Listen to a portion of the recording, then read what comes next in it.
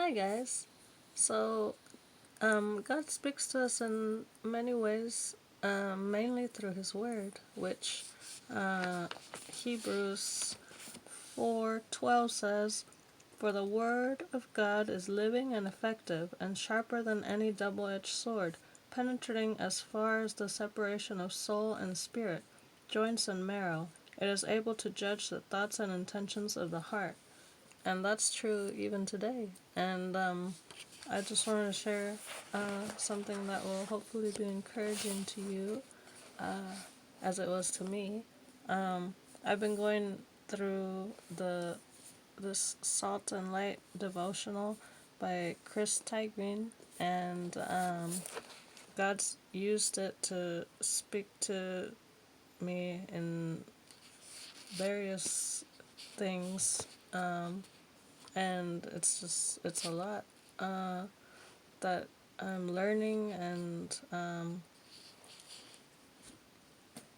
there's just I mean, if you start to go through a book like this, keep a journal, because there's just so much that you can't even remember it all. But this is from what I was reading just yesterday, that I wanted to share. May 25. It's on being ready, and the passage is in Joshua 3, verses 14 to 17. Hold on a minute. It says, "When the people broke camp to cross the Jordan, the priests carried the Ark of the Covenant ahead of the people. Now the Jordan overflows its banks throughout the harvest season, but as soon as the priests carrying the Ark reached the Jordan, their feet touched the water at its edge, and the water flowing downstream stood still, rising up in a mass that extended as far as Adam, a city next to," and it goes on. And then at the end it says that they stood on dry ground, and everybody crossed the Jordan. So the passage was focused on how,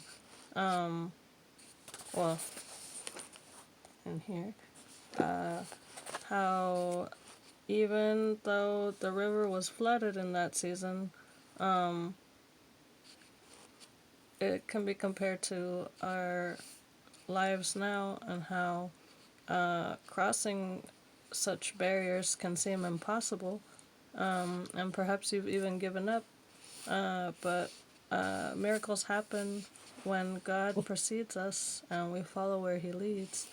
And God is a master of making a way where there is no way, and of overcoming barriers and giants and fears. And He wants us to be ready even in the most unlikely times.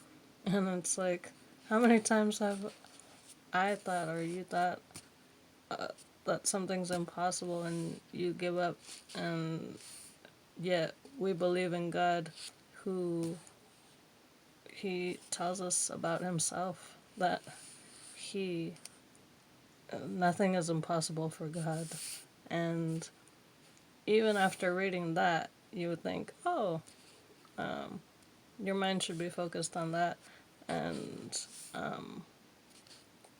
like how amazing God is. But as soon as I finish reading that, I'm also reading the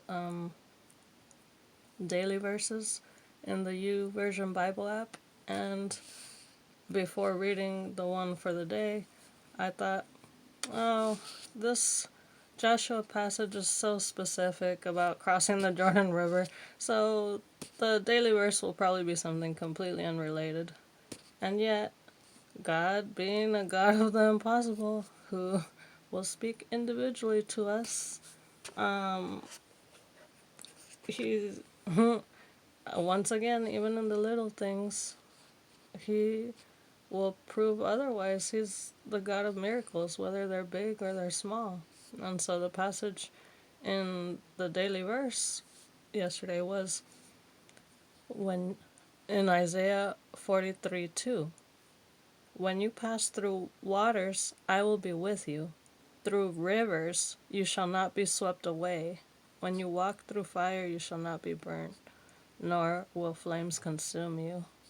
So, literally, figuratively, again, about passing through waters and rivers not sweeping us away. Just like in Joshua, the river didn't sweep them away. They crossed through on dry land because God parted the water. And whatever we obstacles or things we may be going through, some of us or many of us have friends and family that don't believe, for example, that are atheists and so on, and you think that it's impossible, but God can overcome barriers, and there are many atheists and such that have come to faith, and so we shouldn't give up, and we should be ready and pray and go where God is leading. And that's just one of the various lessons that I've been learning, and I hope that encourages you. Like, it's encouraged me to keep my faith and on Him, who's a God of the impossible. He can do all things.